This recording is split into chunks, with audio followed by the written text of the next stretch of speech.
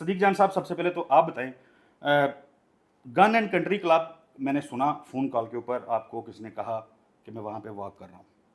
कौन था और क्या चल रहा है कि जजेस जो हैं उनको तलब किया जा रहा है, जजेस राब्ते में नहीं आ रहे, मेरे राब्ते में नहीं आ रहे। यार चौधरी साहब, ये बड़ा नुकसान है। आप मोबाइल भी वो लेना पड़ेगा, जिस मोबाइल की आवाज़ जो है ना वो बाहर मुकम्मल तौर पे ना आ रही हो। जी लेकिन खैर अभी ये फ़ायदा ज़रूर हुआ है कि वो जो आपने जो बातें की ना, इससे एक बात साबित हो गई कि सारी बातें बाहर नहीं आ रही थी। हाँ आप मुकम्मल तौर जी पे शुक्र है वो बातें आप नहीं सुन पाए। जी ये जो देखें, असल में ना मसला ये है चौधरी साहब कि ये काजी फ़ाइज़ साहब ने ना इस मामले को इतना डिले कर दिया और इतना मशकूक बना दिया है कि अब हर तरफ जो क्या सराइयाँ हैं, दावे हैं, इल्ज़ामात हैं, वो हो रहे हैं। ज़ाहिर है उनको आप रोक नहीं सकते। अब ये जो गन एंड कंट्री क्लब वाली आप बात कर रहे हैं ना, तो ये कॉल पे जो बात बताई जा रही थी, आप सोर्स ना पूछ लीजिएगा, क्योंकि आप खुद एक नहीं, क्योंकि जर्नलिस्ट। मैंने सुना कि मैं खुद आ रहा हूँ सदीक जान, अच्छा। तो मैं बड़ा मतलब मैंने सोचा कौन हाँ, वो शख्सियत है। उन्होंने मुझे ये बताया कि मैं खुद वहाँ पे था और मैंने वहाँ पे देखा कि काजी फ़ाइज़ साहब जो हैं वो वॉक कर रहे थे। उनको मतलब वो कहते हैं कि मुझे ये लगा कि वो काजी फ़ाइज़ साहब हैं, दूर से मैंने देखा अच्छा कि काजी फ़ाइज़ साहब वॉक कर रहे हैं और उनके साथ कोई और भी शख्सियत थी, वो वॉक कर रही थी। लेकिन जो है मसला ये है कि ये जब इस तरह की सिचुएशन आ जाती है ना, तो फिर क्या सराइयाँ भी होती हैं, इल्ज़ामात भी होते हैं, दावे भी होते हैं। जी अब ज़ाहिर है जिसने मुझे कॉल करके बताया। अच्छा, एक बात और मैं आपको बता दूँ, कई बार ना ये होता है कि हमारे पास हम कई चीज़ों को इग्नोर कर देते हैं, लेकिन बाद में वो खबर दुरुस्त साबित होती है। मैं आपको 2 मिसालें देना चाहता हूँ। मुझे इमरान रियाज खान साहब को जिस दिन ये अभी जब गिरफ़्तार हुए, इससे पहले जिस रात इमरान भी गिरफ़्तार हुए ना, तो मुझे एक नंबर से मुझे एक ट्विटर अकाउंट से मैसेज आता है। मुझे मैसेज आता है और मुझे कहा जाता है कि प्लीज़ अपना व्हाट्सएप दें, आपको कुछ इन्फॉर्मेशन देनी है। तो मैं वैसे ज़ाहिर है इतने डीएम आ रहे होते हैं, आप नहीं देख पाते, लेकिन वो मैंने देख लिया उस वक्त ना कि डीएम आए। मैंने उनको नंबर भेजा तो उन्होंने मुझे कहा कि इमरान रियाज खान इस वक्त इस बिल्डिंग में, और ऊपर से उन्होंने छत से एक वीडियो बना के भेजी, सामने ये इमारत है, इस बिल्डिंग में इमरान रियाज खान को लाया गया। तो मैंने एतबार नहीं किया। मैंने फिर भी इमरान भाई की वहाँ जो टीम थी, उनके जो लोग सारा देख रहे थे, मैं इस्लामाबाद था, वो लाहौर थे, मैंने उन्हें वो वीडियो भेज दी। मैंने कहा यार मुझे किसी ने ये भेजी है कि वो अगले दिन पता चला कि वो खबर दुरुस्त थी। इसी तरह से एक और मामला था, उसमें भी किसी ने इन्फॉर्मेशन दी, वो दुरुस्त साबित हुई। तो कई बार हमारे लिए मुश्किल हो जाता है चीज़ों को वो करना। अब एक बंदा मुझे कॉल करके कह रहा है कि गन एंड कंट्री क्लब में मैं था, मैंने मेरे सामने देखा कि काजी साहब और उनकी मिसेज़ वॉक कर रही हैं, साथ कोई और बंदा आया।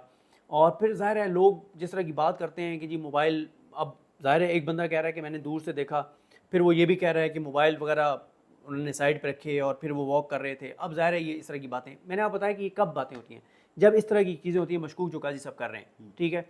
तो क्योंकि अब देखें, फिर इसी तरह से ना, क्योंकि ज़ाहिर है हम पिछले 4-5 घंटे से बैठे हैं, डिस्कशन यही चल रही है, और फिर वसीम मलिक साहब की भी मेहरबानी है। और मेरा ख्याल है कि ये पहली बार मैं वसीम मलिक साहब के साथ किसी वीडियो जी में बैठ जी रहा हूँ, जी, तो ये बड़े बड़ा हमने तरला डाला है इनका, क्या पाएं। मेरे लिए सादत है।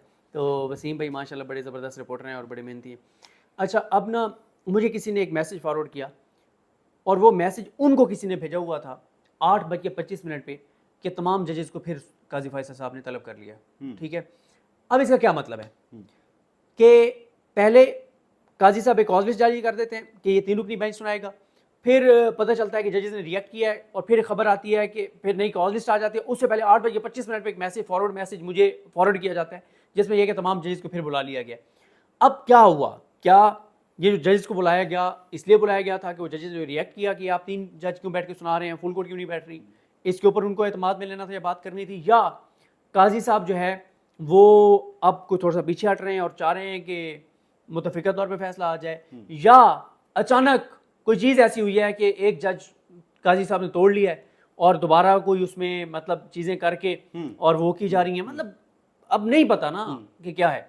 और ये सारी चीज़ें मशकूक बनी काजी साहब के अपने कंडक्ट की वजह से। वो काजी फायज ईसा जो नून लीग पीपल्स पार्टी इस निज़ाम के हक में हर फैसला, पीटीआई के अगेंस्ट हर फैसला चंद मिनट में महफूज फैसला सुनाते रहे हैं, अब वो 3 दिन बाद वो फैसला सुनाने जा रहे हैं, और वो भी इतने मशकूक अंदाज से कि अच्छा, ये पहले। 2 रोज तक मुशावरत होती रही है ज़ारा, ये वसीम से मैंने जानना है, लेकिन उससे पहले जो कॉल आपको आई थी, उसी कॉल के अंदर एक आवाज़ जो मैंने सुनी, जो मैं समझ सका कि कराची के कुछ जज हैं, उन्होंने धोखा दे दिया, या कराची के किसी साथी ने धोखा दे दिया।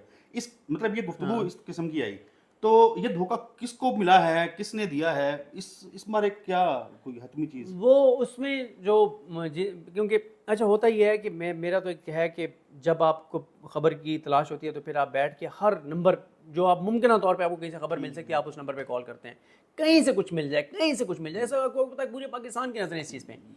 तो मैंने एक शख्सियत को फ़ोन किया, मैंने कहा जी आप क्या कहते हैं? तो उन्होंने कहा जी धोखा दे दिया है। मैंने कहा किसने? कराची वाली पार्टियों ने। मैंने कहा क्या मतलब? अब कराची के तो ज़ाहिर है मुनीब अख्तर साहब सिंध से, सिंध हाई कोर्ट से आए और कराची से, और उनके बाद फिर हसन नज़र रिजवी साहब हैं, और मोहम्मद अली मज़हर साहब हैं, और इरफान सादत साहब हैं। अब वो कहते हैं जी कराची वाली पार्टियों ने धोखा दे दिया। अब कराची वाली पार्टियों में जो धोखा दे सकते हैं काजी फायज़ ईसा को, जो उनके मुताबिक धोखा है, काजी फायज़ ईसा ग्रुप के मुताबिक धोखा है, वो धोखा तो ये है कि जी काजी साहब के साथ नहीं गए, आइन के साथ चले गए, मोहम्मद अली मदर साहब और हसन नज़र रिजवी साहब। लेकिन दोबारा ये कह रहा हूँ ना कि ये अभी सिर्फ कोई आपको कॉल पे कह रहा है तो आप उसको काउंटर चेक भी नहीं कर सकते ना, कि मैं किसी जज को कॉल करके पूछूंगी सर ये बात दुरुस्त है, नहीं है मुमकिन ना। और इरफान सादत साहब, अगर इरफान सादत साहब या अमीनुद्दीन खान साहब, कल आपने आने इधर वीडियो करने के लिए, कल अगर ये वसीम मलिक साहब के साथ, क्योंकि आपको पता है हमारी बहस भी चलती रहती है, अगर इरफान सादत साहब और अमीनुद्दीन खान साहब में से कोई एक काजी साहब को छोड़ गया और आइन के साथ चला गया, तो मैं हाथ जोड़ के वसीम मलिक से माफ़ी मांग लूँगा, ठीक है, कि मैं गलत था। क्योंकि मैं ये समझता हूँ कि काजी फाइज ईसा साहब जब बिल्कुल अकेले रह जाएंगे ना, मतलब उनके साथ कोई एक जगह रह जाएगा ना, तो वो एक जज जस्टिस अमीनुद्दीन खान होंगे, ठीक है। अगर कोई दो जज रह जाएंगे उनके साथ, तो वो दूसरे इरफान सादत साहब होंगे। अगर ये इन दो में से कोई छोड़ गया ना काजी साहब को, फिर मैं हाथ जोड़ के कहूँगा जी मेरी माफ़ी है, ठीक है। बिल्कुल ठीक। और फिर ज़ाहिर है ये भी इतलात आ रही थी कि कुछ जजेस राब्ते में नहीं आ रहे, उनसे राब्ते की कोशिश की जा रही है और वो राब्ते में नहीं आ रहे, तो चीज़ें चलें 2 रोज़ तक। ये आखिरी जी। एक बात और, जी। वो मुझे गाना तो नहीं आता या शेर तो नहीं आता या पता नहीं क्या है, मैंने एक और नंबर पे कॉल की, मैंने कहा सर क्या है, तो उन्होंने कहा है कि वो वाला कि लंबी है गम की शाम मगर शाम ही है, तो इस तरह की वो बात की, तो उन्होंने बहरहाल ये कहा कि अफसुर्दगी है, और वो वाला कैंप था हुकूमती कैंप, ठीक है। अच्छा, चलें। तो देखें चौथ चलें, जाते हैं। अब वसीम मलिक साहब आप ये बताएं कि 2 रोज़ तक मुशावरत कभी देखने में नहीं आई फुल कोर्ट के बाद कि 2 रोज़ तक मुशावरत जो है होती रही हो। फिर उसके बाद बहुत तरह की क्या सराहियाँ जो हैं वो ज़ाहिर जारी हैं। मुख्तलिफ लोग ट्विटर के ऊपर आके सोशल मीडिया प्लेटफॉर्म्स पे मुमकिन फ़ैसला जो है वो बता भी रहे हैं। ज़ाहिर है हम उसका वेट करेंगे कि फ़ैसला कब आना है। क्या आपको लगता क्या है, ज़ाती अब होता है ना हर इंसान का कि जी मेरा ये ख्याल है, तो आपका ख्याल क्या है, ये मुशावरत इतनी लंबी क्यों हुई और क्या होने क्या जा रहा है? अच्छा, ये तो खैर जब भी हम देखते हैं कोई भी केस हो, उसमें चाहे कोई भी बेंच हो, चाहे वो जितने भी रुकनी हो, उसके बाद जब जजमेंट रिजर्व होती है तो ऑर्डर ऑफ द कोर्ट तो तय होना होता है और जजेस बैठते भी हैं। ये एक तो इसमें फुल कोर्ट था, फिर मखसूस नशिस्तों का केस था, इसमें भी जजेस ने आपस में बैठना था, ऑर्डर ऑफ द कोर्ट तय करना था, ये तो कोई एक गैर मामूली बात नहीं थी। मगर इसमें बात ये है कि वो जो मुशावरत इतनी लंबे टाइम पीरियड तक चली गई, यानी कि 48 घंटे, और उसमें फिर आज के रोज़ कल के रोज़ भी हुआ, आज के रोज़ भी जो फुल कोर्ट का इजलास हुआ। अब उसमें बहुत सारे लोग जो हमारे दोस्त हैं जो कह रहे हैं कि जो काजी फायज़ ईसा साहब है वो मेजॉरिटी अटेन कर चुके हैं, तो वहाँ पर आज जो फुल कोर्ट का इजलास हुआ उसमें जजेस ने अपने कंसर्न्स का भी इजहार किया। उनमें से जजेस ऐसे भी थे जिनकी जानिब से ये भी कहा गया कि उनके ऊपर भी कोई प्रेशर है, लिहाजा ये जजमेंट जल्द अनाउंस किया जाए। और फिर बात यहाँ तक भी पहुँच चुकी थी कि जो कहा जा रहा था, जो चीफ जस्टिस काजी फायज़ ईसा साहब के कैंप के लोग थे, उनके बारे में कहा गया कि अगर वो जजेस क्लियर नहीं है अपने फैसले में, वो फैसला तय नहीं कर सकते, तो फिर जो जजेस क्लियर हैं जिन्होंने तय कर लिया है फिर वो सुना देंगे। और फिर ये भी इतलात थी कि जब कमेटी रूम में ये सारी मुलाकात हो रही थी ऑर्डर ऑफ द कोर्ट के सिलसिले में, तो वहाँ पर चीफ जस्टिस काजी फायज़ ईसा साहब बरम भी हुए, उनकी किसी से तलखी हुई, तो वो जो आवाज़ें थी वो बाहर जो सिक्योरिटी स्टाफ था या अदालती अमला था उसने भी सुनी। तो अगर काजी फायज़ ईसा साहब मेजॉरिटी अटेन कर चुके हैं तो वो इस कदर फ्रस्ट्रेटेड क्यों हैं, सवाल तो पहला ये बनता है। और दूसरा जो सिद्दीक जान साहब ने बताया कि वो जो 8:30 बजे जजेस को बुलाया गया, तो आज के रोज़ ऑर्डर ऑफ द कोर्ट तय हो चुका था और उसके बाद शायद कोई एक और अटैम्प्ट की गई हो, क्योंकि इतलात हमारी ये भी थी कि कल ऑर्डर जब अनाउंस किया जाएगा उससे पहले भी शायद एक मीटिंग तलब की जा सकती है। तो फिर 8:30 बजे जैसे सिद्दीक जान साहब खबर दे रहे हैं तो उसके मुताबिक मीटिंग भी तलब कर ली गई। मगर सवाल ये नहीं है जो आपने पूछा कि आपकी असेसमेंट क्या है। असेसमेंट को एक लम्हे के लिए छोड़ दीजिए, ये कोई आम मामला नहीं है, ये शायद 13 जनवरी के बल्ले के इंतखाबी निशान से भी बड़ा केस बन चुका है। इस केस में जिस रोज़ फुल कोर्ट बना था तो उस रोज़ चीफ जस्टिस काजी फाजीसा के ऊपर बड़ी तनकीद हुई थी और हम भी उनके नाक़िद हैं, लेकिन उस रोज़ मेरा मौक़िफ़ ये था कि देखिए ये ऑनस क्यों हमेशा चीफ जस्टिस के ऊपर रहे कि वो बड़े अहम तरीन मुकदमात की समाअत अपने ही बेंच में या कोई छोटा bench, supreme court of Pakistan के तमाम जजेस बैठ जाएँ और हद जज आकर अपना फैसला आकर सुना देगा, तो पता चल जाएगा कौन किस साइड पे खड़ा है। तो जब फुल कोर्ट बनी और उस फुल कोर्ट में हमने देखा कि जिस तरह के सवालात हुए, तो अब फुल कोर्ट ने कुछ चीज़ें तय करनी है। फुल कोर्ट ने ये तय करना है कि 13 जनवरी का बल्ले का इंतखाबी निशान वो फैसला दुरुस्त था।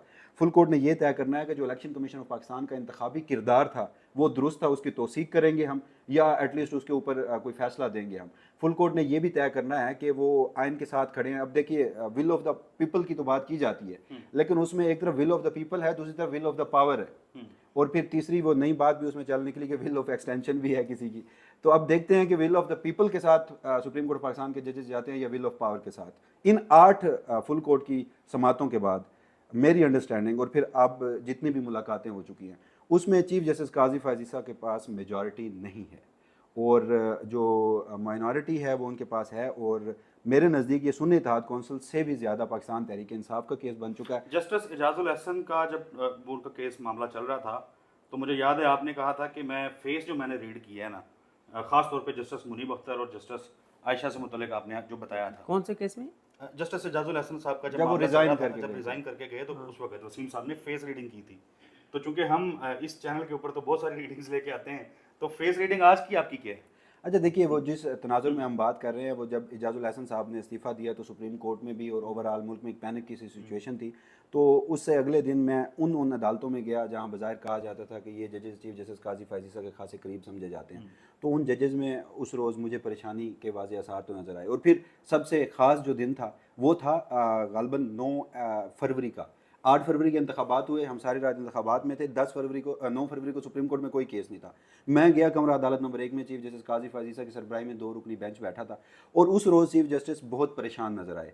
वो जो चीफ जस्टिस पाकिस्तान का उनका एक मखसूस अंदाज़ है, उसमें वो नज़र नहीं आए, जैसे कोई थका हुआ है, जैसे कोई गुज़श्ता रात का सोया हुआ नहीं है, जैसे कोई जमाइयाँ तेरी ले सुबह रहा क्या है, रही है, तेरी रात का फसाना। तेरी रात का फसाना, पूरा जैसे शेर भी अच्छा है, जैसे ये जुल्फे शुल्फे और ये वो। एग्जैक्टली। तो जैसे बिखरी वो पिखरी शख्स और- बार बार पानी पी रहा है।